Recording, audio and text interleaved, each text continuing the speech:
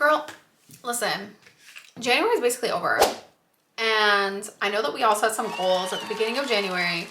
So I want to touch base and see where we're all at. Because full transparency, a girl like me could have done better. I had my ups, I had my downs. But I want to be real with you guys about what setting goals looks like as a girly with BPD. Because that all or nothing mentality will either make you achieve everything or nothing. So let's get into it. I feel like sometimes the new year really has this energy about it that makes us think, I'm just going to completely change my life. I'm going to become a different person, the best version of me. I'm going to be that girl this year. I'm not saying you can't do it, because you absolutely can. But I think that some of us need to be a little bit more realistic with ourselves and each other. I said it. I think with holding each other accountable, we should also be holding each other accountable for the type of goals that we set. Because are they realistic? Smart goals, okay? We need to make smart goals here. Some of us didn't do that. So I want to break down what goals I made for the month of January, what areas I succeeded in, which areas I did not succeed in, and how I'm going to shift my goals moving forward and what my goals are for February so that you guys can hold me accountable, okay? I want you to let me know what your goals are in the comments so we can work together. Okay, let's get into it. The month of January, these were my goals. 75 hard, read 1 book, drink 1 gallon of water per day, and connect with community. Now let's dissect each one of those so I can let you know where I failed and where I succeeded. Let's start with 75 hard. I did not stay consistent with that. The first week I did pretty well. I was working out, I was reading, I was drinking my water, and drinking a gallon of water per day is a part of the 75 hard, so I was doing that. I don't drink alcohol already, but for me it was the 2 workouts per day, which were... No, I wasn't doing that. That was not a smart goal of mine. You want to know why? Because I'm a mom. Want to know why? Because I have BPD, okay? You want to know why? Because I also have just not been working out consistently for the past few months, so I don't know how I expected to just wake up and do 2 workouts a day out of nowhere. That was very unrealistic of me. And I'm going to do better. I realized that, like, the best thing is to make small steps towards my goals instead of thinking of it as this all or nothing type of thing. With BPD, we can have this like all or nothing mentality, and that's where it's hard for us to be consistent. Well, speaking for myself, I can view consistency as showing up every single day. And I'm realizing that giving it your all every day is going to look different. And I have to get used to the idea that that's okay. It doesn't have to be all or nothing. I can just show up consistently. And if that means that today all I can do is go for a walk on my treadmill, then that's okay. Consistency is the most important thing. It's not a matter of lifting the heaviest and completing 2 workouts a day, 1 in the gym and 1 at hot yoga. Sometimes it just doesn't work. That's where I have to be flipping real with myself. Sometimes the plans that I make are not going to work. So I have to adapt more quickly and not fall off for months. I did a whole video about like how the 75 hard just like didn't work out for me, and then I was gonna do the 75 medium, and then I was like, oh my god, this is so much. And it's like, it's really not.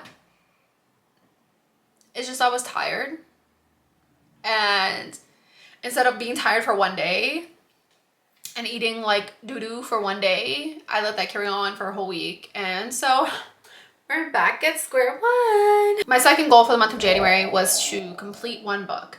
Now that's also a part of the 75 hard, and when I first started the 75 hard, I was consistently reading. But yeah, I stopped doing that. That's embarrassing. I actually love reading, but I think that sometimes my brain goes back into this like education system, and I hate the education system. And when I had to read in high school, I hated it. And when I had to read in college, I hated it. And it was only when I realized that I actually like reading books that I enjoy. And I will finish those books with the speed of flash, okay? But somehow I was enjoying my book, but my brain was telling me that I wasn't. And I let my brain win. But this month I did go get a library card at my local library, and I took out a book that I've started reading and that I'm enjoying. So I'm trying to shift my relationship with reading. So I adapted a little bit more quickly on that this month. So for that, I am proud and I'm accepting applause. Thank you. Thank you. I'll let you know when I finish that one though, because that's a part of my February goals. Next goal that I have for this month was drinking a gallon of water. Now let me tell you, I actually am really good at drinking a lot of water. Not only because I hate when my mouth gets dry, but it's actually better for my health because a girl like me can have low blood pressure, and when I drink enough water, I stay hydrated and my blood pressure is pretty regular. It's pretty normal.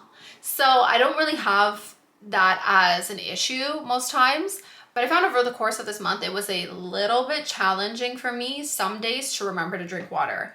Like it really became an all or nothing thing for me, and I'm gonna contribute that to my iron levels going up, and my ability to focus is kind of back. So I would just be hyper focusing on getting some work done, editing, writing, and because of that, I would neglect my hydration.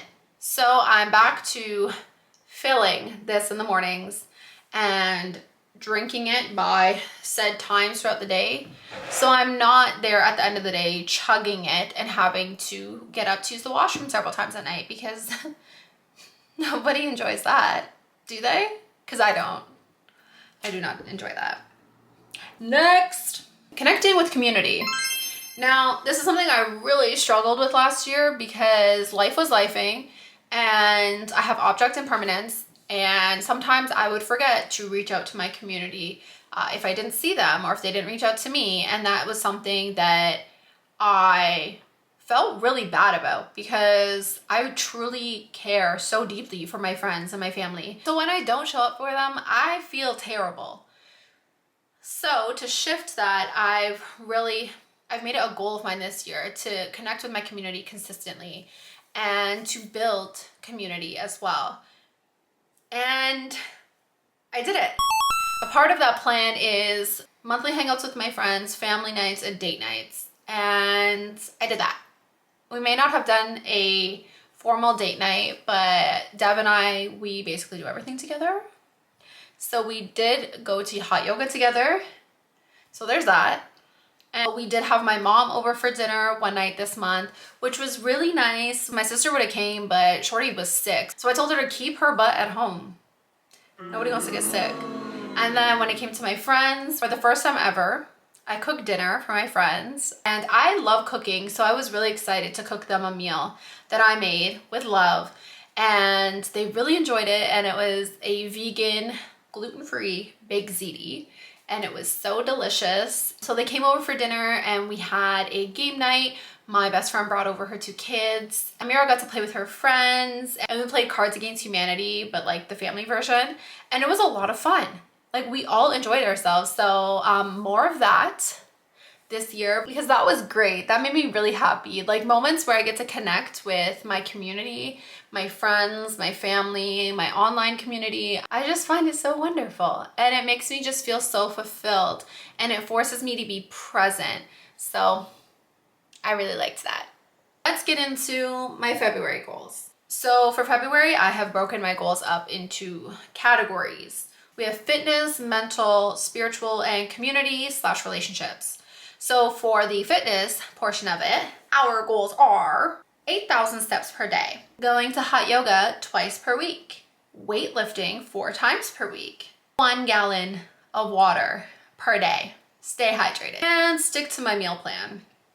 When I make goals, I usually break them down like this. Each goal falls under an umbrella, and then under that umbrella is the specific goals. And then I break down how I'm gonna do that. So for example, the 8,000 steps per day, I got myself a walking pad.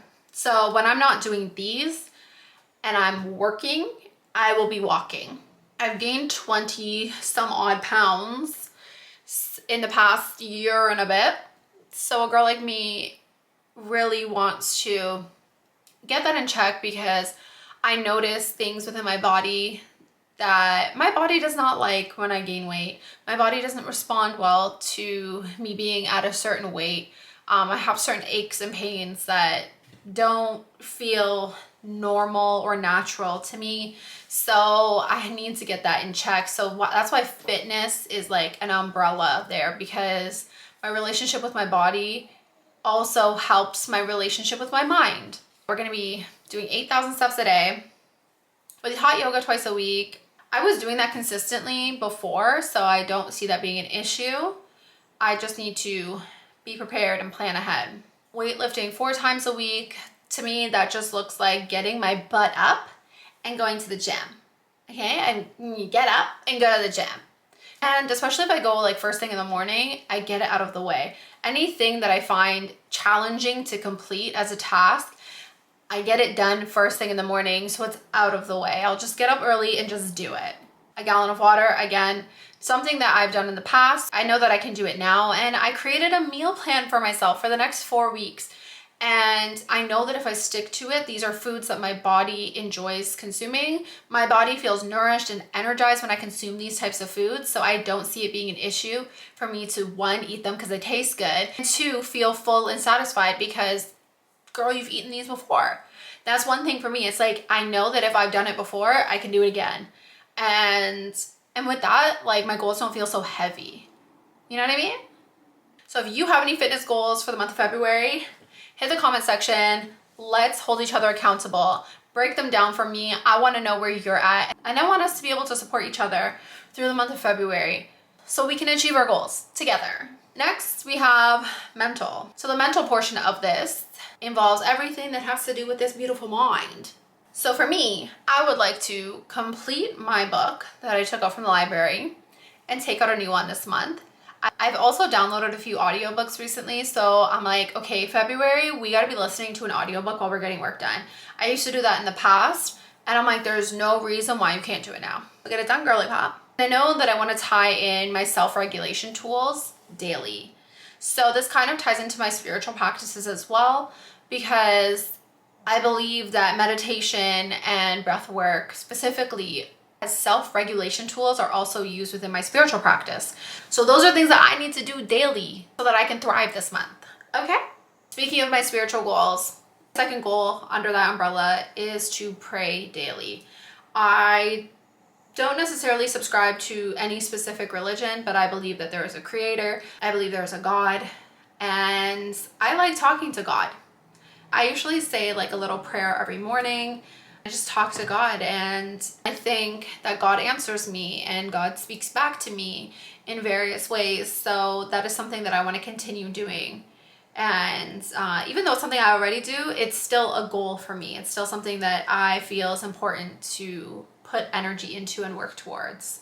And finally, we have our community and relationships category. For me, I put a lot of emphasis on maintaining my relationships and finding new ways to water them and create more depth. And so for my romantic relationship with my beautiful girlfriends, I think it's important to have a date night. And we also have these We're Not Really Strangers couple edition.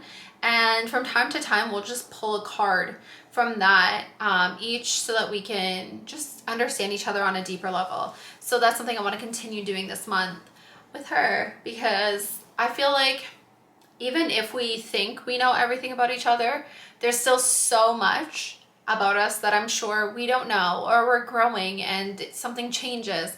I love having deep, in-depth conversations with her.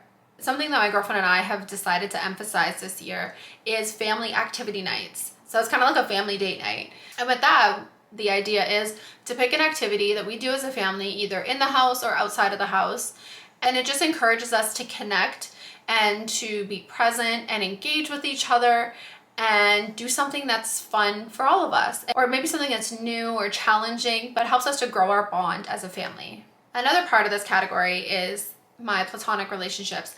So I do want to plan another game night or just friends day with my friends. I feel like that's really important to me, to be able to connect with my friends and have conversations that aren't just like our day-to-day, maybe do an activity together, something that's new, have a game night, like those things. I feel like you connect the most with people when you laugh with them, when you have those deep conversations. So I'm doing more of that this month. that's the plan, Stan. And lastly, under this category is to be present. I feel like sometimes when we are connecting with our loved ones, be that our family, our friends, our children, our partners, we have the tendency to mentally be somewhere else. And that may be on your phone, that maybe you're stressing over something that happened at work or on your way home from work or when you were out during your day, maybe bills, whatever the case may be. But I think it is so important for us to just tap into that present moment and be there with our loved ones. I don't remember who said it, but I saw this somewhere and they said to be where your feet are. If your feet are here, be in this moment. And when we take ourselves out of the present moment, one, it has the ability to make the people that we are physically around feel not so important, feel forgotten, left out, a little isolated. But also like what it does for our own mental when we're just constantly like taking in other information that's completely unnecessary. It's not good for us. So those are my goals for the month of February. You guys know how I did in January because I told you and I was transparent as heck. So let me know in the comments, how did you do in January? What were your goals? What did you achieve? What did you check off your list?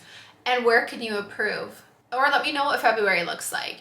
I want to be able to keep each other motivated and create a community where we're holding each other accountable and setting smart goals together. Thank you for watching.